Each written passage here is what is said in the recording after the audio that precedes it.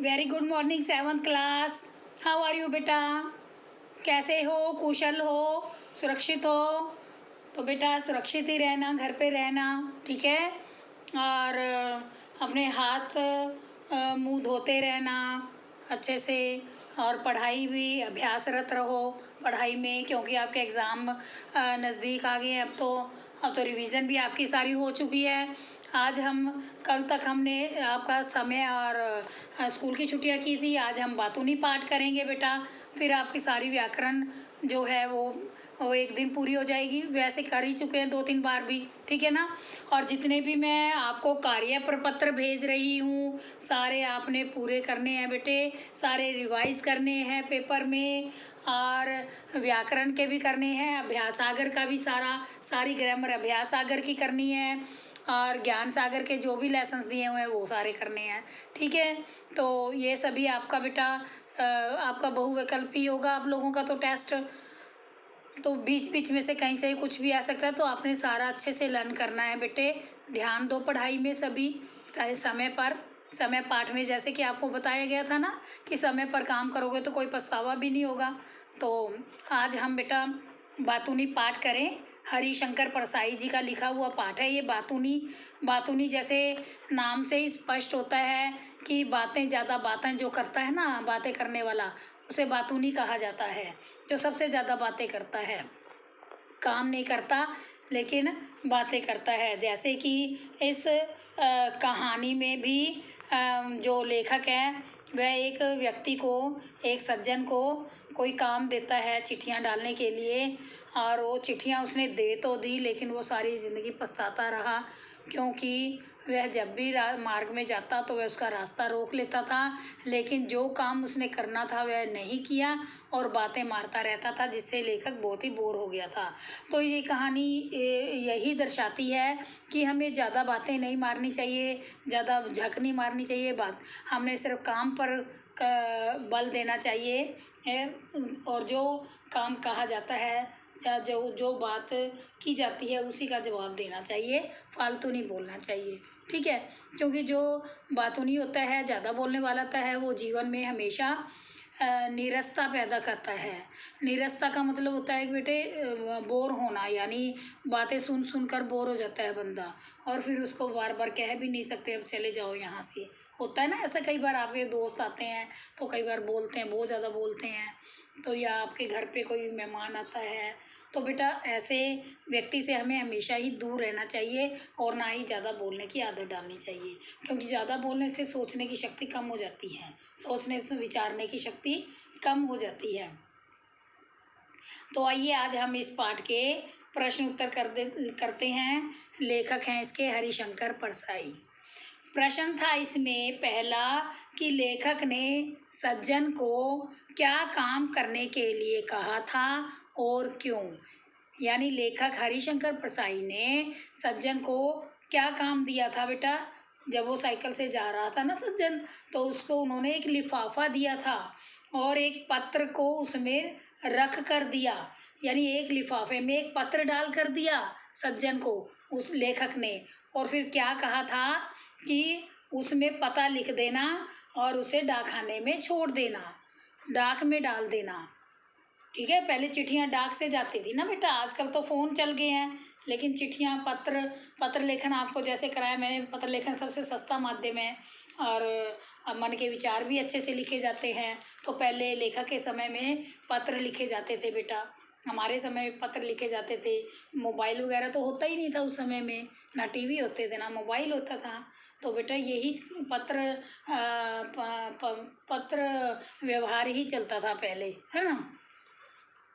तो लेखक ने, दोबारा से सुने बेटा, लेखक ने सज्जन को एक लिफाफा देकर एक पत्र को उसमें रख कर दिया और कहा कि उसमें पता लिख देना और डाक में छोड़ देना, यानी डाक में छोड़ने के लिए कहा, क्योंकि उस समय पोस्ट ऑफिस बंद होने का समय था।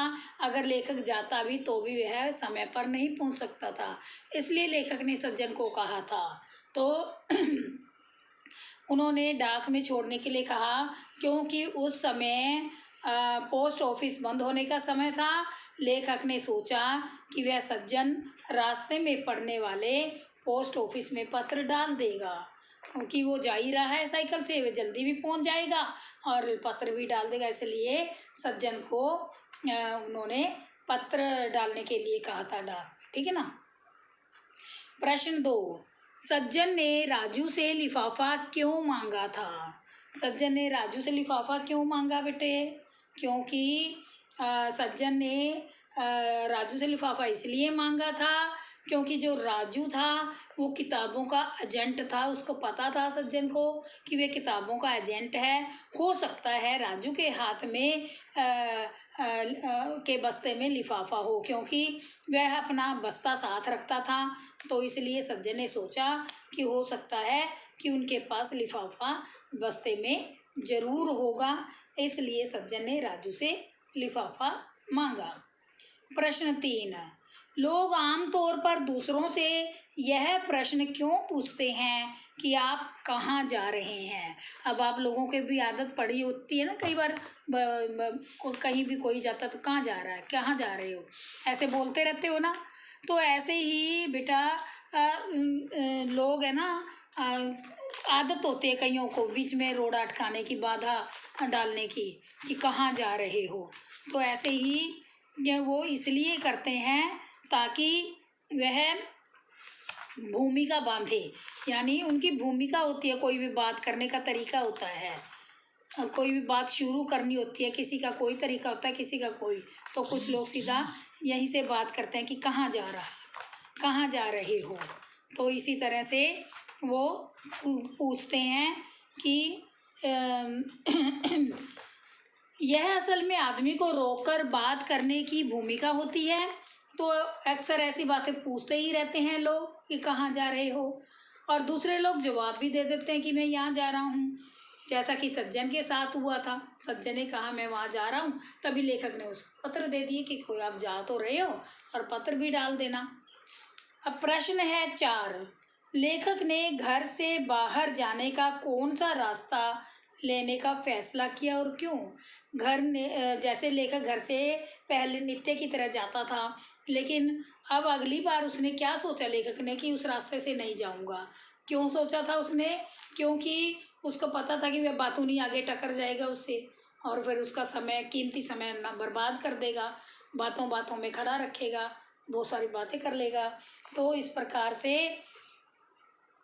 क्योंकि जिस रास्ते से लेखक पहले जाते थे उस रास्ते पर सज्जन उसका रास्ता रोककर बात करने के लिए खड़ा हो जाता था, इसलिए उसने उस रास्ते को छोड़कर जाना मुनासिब समझा और उसने आधा मील जो है उसका चक्कर लगाया, आधा मील ज़्यादा पकड़कर उस रास्ते का चक्कर लगाया, यानी वह आधा मील ज़्यादा दूरी तय की लेखक ने उस बातूनी से पीछा छुड़ाने के लिए। तो ये थे बेटा इस पाठ के बोध प्रश्न। वो बाकी बुक का जो अभ्यास आपको पहले करवाया ही गया है, एक बार फिर आपको दोबारा से रिवाइज करा दूंगी, यानी ज्ञान सागर का। तो अब हम इसके बहुविकल्पी प्रश्न भी दोहरा लेते हैं बेटा। बहुविकल्पी प्रश्न है, इसके पहले भी किए थे ना आपने, तो एक बार फिर उसके कर लेते हैं। तो सबसे पहला है कि बातूनी पाठ के रचयिता कौन है, यानी बातूनी पाठ किसने लिखा है? मंगल सक्सेना, हरिशंकर परसाई, श्यामलाल प्रसाद और डॉक्टर राम गोपाल शर्मा। बेटा एक तो जितने भी पाठ हैं सबके पाठों के नाम और सबके लेखकों कवियों के नाम आपने ज़रूर याद करने हैं, तभी तो आप बहुविकल्पी में आंसर दे सकोगे ना। तो इसके बेटा हरिशंकर परसाई जी हैं, जैसा कि मैंने क्वेश्चन आंसर में पहले ही बोला था। दूसरा प्रश्न है, सज्जन बाजार कैसे जा रहा था?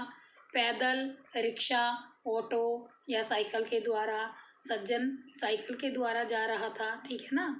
पैदल, रिक्शा, पैदल नहीं गया, रिक्शा के साथ नहीं गया, ऑटो नहीं लिया, वह सीधा साइकिल के द्वारा जा रहा था, इसलिए लेखक ने उसे पत्र दिया था।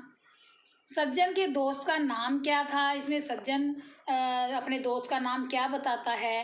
राजू, सहानी, तिवारी या जालम सिंह? इसमें सहानी का वर्णन आता है। आप पाठ पढ़ोगे तो आपको पता चलेगा बेटे, आपने पाठ पढ़ना है सारा। तो सहानी जो था वह सज्जन के दोस्त का नाम था। सज्जन के डॉक्टर गुप्ता से कैसे संबंध थे? धार्मिक, आर्थिक, राजनीतिक या पारिवारिक संबंध थे। ठीक है, सज्जन के डॉक्टर गुप्ता से पारिवारिक संबंध थे। लेखक सज्जन से क्यों नहीं मिलना चाहता था? सज्जन, पहला है क्योंकि सज्जन चुप रहता था, क्योंकि सज्जन देवी के दर्शन करने गया था, सज्जन अधिक बोलता था, या सज्जन को डाकुओं ने पकड़ लिया था। इसमें क्या आएगा?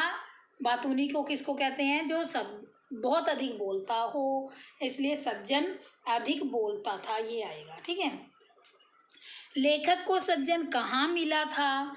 डाकखाने में, मेले में, बाजार में या मंदिर में? कहाँ मिला था? बाजार में। बाजार में गए था ना लेखक, तो रास्ते में मिल गया था, फिर उसने उसको लेटर दिया, तो बाजार में। क्वेश्चन नेक्स्ट है, सज्जन ने राजू से लिफाफा क्यों मांगा? राजू सज्जन का दोस्त था, या राजू के पास बस्ता था, या राजू किताबों का एजेंट था, या राजू डाकखाने से ही आया था? राजू किताबों का एजेंट था, इसलिए उसने सोचा उसके बस्ते में लिफाफा जरूर होगा, इसलिए सज्जन से लिफाफा मांगा था। ठीक है बेटा। आगे प्रश्न है, सहानी मेडिकल स्टोर से लेखक ने क्या लिया था? लिफाफा, टिकट, पेन या कागज? क्या लिया था? टिकट लिया था। सहानी मेडिकल स्टोर से लेखक ने टिकट लिया था। क्वेश्चन 9 है, सज्जन ने चिट्ठी लेकर बॉक्स में डालने का विवरण कितनी देर में दिया? सज्जन ने चिट्ठी लेकर बॉक्स में डालने का विवरण कितनी देर में दिया? 1 घंटा, 15 मिनट, आधा घंटा या 40 मिनट? 1 घंटा। 1 घंटा चिट्ठी लेकर बॉक्स में डालने का विवरण 1 घंटा लगा दिया, जिसमें इतना बोला वो। अब सज्जन के चाचा के बड़े अच्छे दोस्त कौन थे? सज्जन के चाचा के बड़े अच्छे दोस्त कौन थे? तिवारी जी, डॉक्टर गुप्ता, राजू या डाकिया? डॉक्टर गुप्ता आएगा इसमें। ठीक है, डॉक्टर गुप्ता। लेखक अब कितने मील का चक्कर लगा कर जाता है? 1 मील, 2 मील, 3 मील या आधा मील? कितना जाता है बेटा? हैं? आधा मील है। ठीक है। लेखक किसके फादर को दिल का दौरा पड़ा था? लेखक के फादर को, सज्जन के फादर को, सहानी के फादर को या राजू के फादर को? किसके फादर को दौरा पड़ा था? ये पड़ा था सहानी के फादर को। किसके फादर को दौरा पड़ा? सहानी के फादर को। तो बेटा ये आपका कंप्लीट हो गया है। इसके बोध प्रश्न भी हो गए हैं, इसके बहुविकल्पी प्रश्न भी हो गए हैं। आपने ये अच्छे से याद करने हैं बेटे। मैं जो बोध प्रश्न है उसके बीच में से भी कुछ भी दे सकती हूँ। समझ आ गया बेटे? ठीक है, आपने और आज याद करना है, सारा रिवाइज करना है। तब तक के लिए बेटा धन्यवाद।